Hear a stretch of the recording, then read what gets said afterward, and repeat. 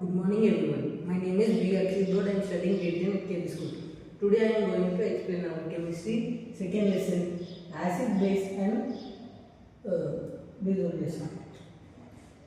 Reaction on zinc metals with dilute surface.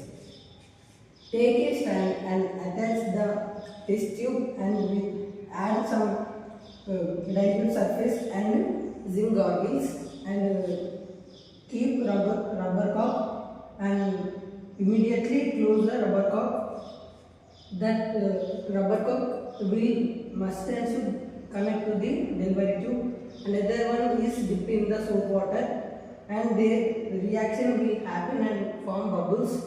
Take candle and keep behind the bubbles.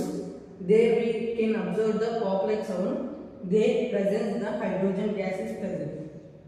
Their equation Zn plus H2SO4 gives rise to Zn SO4 plus H2. Thank you.